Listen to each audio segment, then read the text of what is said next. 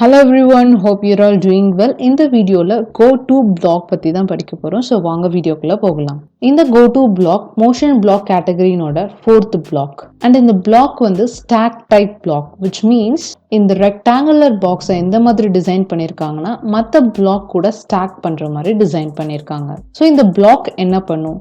ஒரு spriteனோட XY பொசிஷனை ஒரு பர்டிகுலர் ஒரு பொசிஷனுக்கு செட் பண்ணும். கோஆர்டினேட்ஸை செட் பண்ணாது, ஒரு ஸ்பெசிஃபிக் லொக்கேஷனை செட் பண்ணும். அந்த ஸ்பெசிஃபிக்கான லொக்கேஷன் ஒரு ரேண்டமான பொசிஷனாக இருக்கலாம், அப்படி இல்லைன்னா ஒரு மவுஸ் பாயிண்டர்னோட பொசிஷனாக இருக்கலாம், அப்படி இல்லைன்னா இன்னொரு ஸ்ப்ரைட்னோட பொசிஷனாக இருக்கலாம். ஸோ இந்த ப்ராஜெக்டில் இப்போ ஃபர்ஸ்ட் ஒரே ஒரு ஸ்ப்ரைட் மட்டும்தான் இருக்குது. அதனோட பிளாக்காக தான் இப்போ நம்ம கோ டு பிளாக் இருக்குது. இங்கே இந்த ஆப்ஷனை கிளிக் பண்ணிங்கன்னா random position and mouse pointer அப்படிங்கிற 2 ஆப்ஷன்ஸை நாம் இங்கே பார்க்கலாம். So first random position block use பண்ணும்போது என்ன ஆகுனா, இந்த பிளாக்கை நான் ரன் பண்ணேன் அப்படின்னா இந்த கேட் வந்து ஒரு ரேண்டம் பொசிஷனுக்கு மூவ் ஆகும். ஓகே, பார்த்தீங்கன்னா இப்போ இது வந்து மூவ் ஆயிருக்கு. ஸோ ஒவ்வொரு டைம் இது ரன் பண்ணும்போதும் இது டிஃப்ரெண்ட் லொக்கேஷனுக்கு மூவ் ஆகிட்டே இருக்கும். இதுதான் வந்து கோ டு ரேண்டம் பொசிஷன். இப்போது மவுஸ் பாயிண்டர் ஆப்ஷன் யூஸ் பண்ணுவோம். இப்போ இந்த பிளாக் இங்கே இருக்குது, நான் இப்போ ரன் பண்ணிட்டேன். ஸோ இந்த கேட் வந்து இந்த மவுஸுக்கு ஸ்ட்ரைட் லைனில் இருக்குது. ஸோ இது வந்து கோ டு மவுஸ் பாயிண்டர்ன்றதுனால மவுஸ் பாயிண்டர் மீன்ஸ் இந்த கர்சர் தான். இது வந்து இந்த கர்சரை ரீச் பண்ணுறதுக்கு ட்ரை பண்ணுது, பட் இதான் வந்து இதனோட எட்ஜுங்கிறதுனால எங்கேயே ஸ்டாப் ஆகிடுது.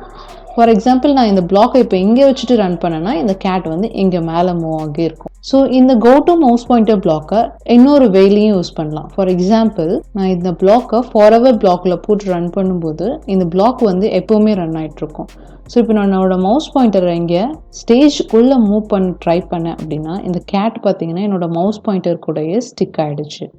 ஸோ அது கூடவே இருக்குது, ஏன்னா இந்த கோட் வந்து ரன் ஆகிட்டே இருக்குது. ஸோ இந்த கேட்டும் வந்து இந்த மவுஸ் பாயிண்டரை ரீச் பண்ணிகிட்டே வந்து இருக்குது. இப்போது தேர்ட் ஆப்ஷன்னா என்ன அப்படின்னு சொல்லி பார்க்கலாம். ப்ராஜெக்டில் ஒரே ஒரு ஸ்ப்ரைட் மட்டும்தான் இருக்குது. நான் இன்னொரு ஸ்ப்ரைட்டை ஆட் பண்ண போகிறேன். ஃபார் எக்ஸாம்பிள் இந்த ஆப்பிள் ஆட் பண்ணுறேன். ஸோ இந்த ஆப்பிளை நான் இங்கே வச்சுட்டு கேட் இங்கே வச்சுருக்கேன்.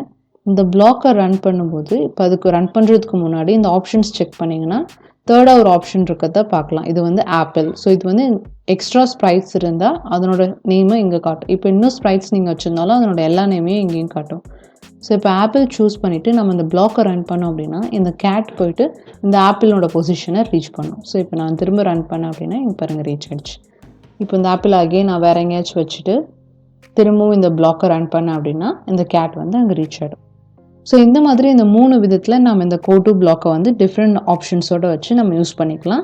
So that's it about this go to block. உங்களுக்கு ஏதாச்சும் கொஸ்டின் இருந்தால் கமெண்ட் பாக்ஸில் போடுங்க. அண்ட் நீங்கள் என்னோட சேனலுக்கு புதுசாக இருந்தால் சப்ஸ்கிரைப் பண்ணிவிடுங்க அண்ட் மறக்காமல் பெல் ஐக்கானையும் கிளிக் பண்ணிவிடுங்க.